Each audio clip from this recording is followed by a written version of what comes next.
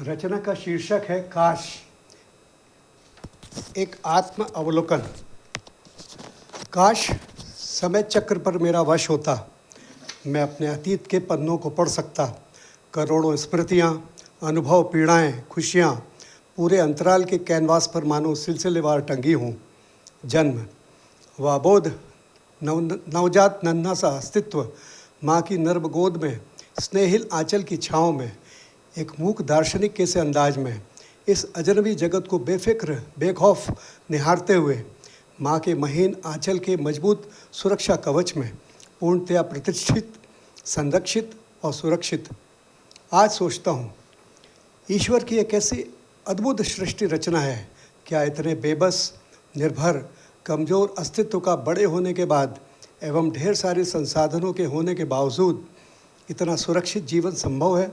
क्या माँ के ऋण से कभी उऋण हुआ जा सकता है? बचपन, वह तोतली भाषा में सबको लुभाना, एक हल्की सी मुस्कान बिखेर कर सबको गुदगुदाना, माँ का बार बार वो नज़र उतारना, रोना आने पर प्यार से दुलारना, ज़िद करने पर नए नए तरीक़ों से बहलाना, कदम कदम पर कोई ना कोई संस्कार मन में उतारना, सारे परिवार की आँखों का तारा बन जाना। आज सोचता हूँ, वह सहज, सरल, निश्चल, मासूम व्यक्तित्व वक्त के थपेड़ों से जूझता उतराता न जाने कब और कहाँ खो जाता है। कालांतर में माँ का वह अनमोल, निस्वार्थ, ईश्वरीय स्पंदन न जाने कैसे भुला दिया जाता है। किशोरावस्था, बचपन की स्मृतियाँ क्रमशः धूमिल होने लगीं। व्यक्तित्व में जगत की कलाकारियाँ प्रकाशित होने लगीं। सहजता, सरलता, मासूमियत बरबस सरकने लगी। कुछ आशाएं, आकांक्षाएं, महत्वाकांक्षाएं मन में आकार लेने लगी।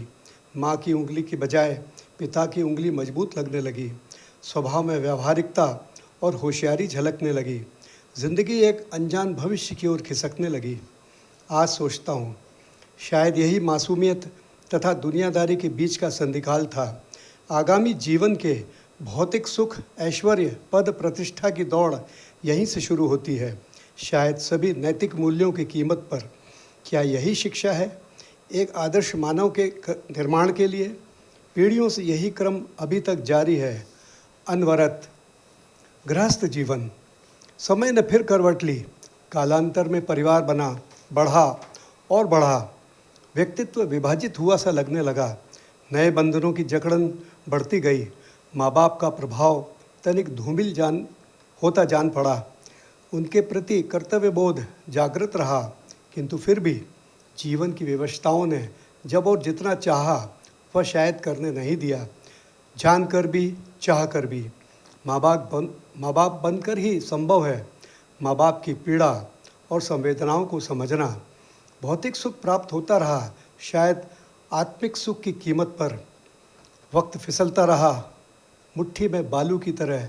जब मुट्ठी खोली तो बालू के कुछ कण ही शेष थे। आज सोचता हूँ, लाख उपाय करने के बावजूद गुजरा वक्त वापस नहीं आ सकता।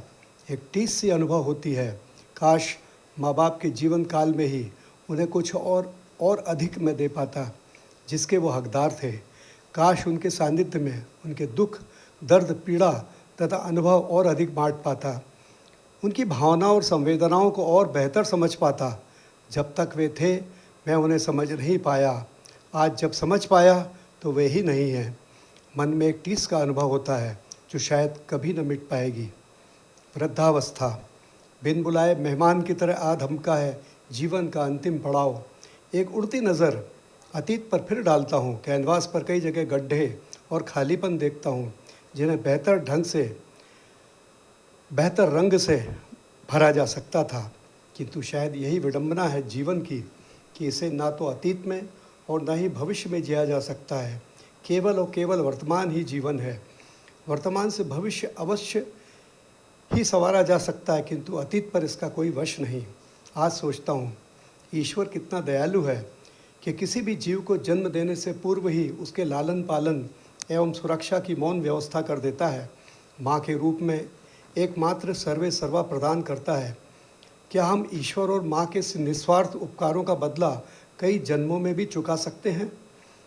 बालक की वह सहज, सरल मासूमियत क्या पूर्ण जीवन में प्रवाहित नहीं हो सकती? भले ही कुछ कम भौतिक सुख प्राप्त हों, क्या आत्मिक आनंद और अपराध बोध से रहित जीवन नहीं जिया जा सकता? माँ बाप हमारे जीवन के दो अनमोल हीरे हैं जिन्हें आजीवन बदला नहीं जा सकता। उनकी कोई बड़ी अपेक्षाएं नहीं होती। क्या उनकी छोटी छोटी अपेक्षाओं को प्रेम पूर्वक पूरा नहीं किया जा सकता? उनका हृदय से निकला आशीर्वाद हमारी जन्म कुंडली भी बदलने की ताकत रखता है। काश मैं अपने अतीत के पन्नों पर नई इबारत लिख सकता, उसे बदल सकता। काश।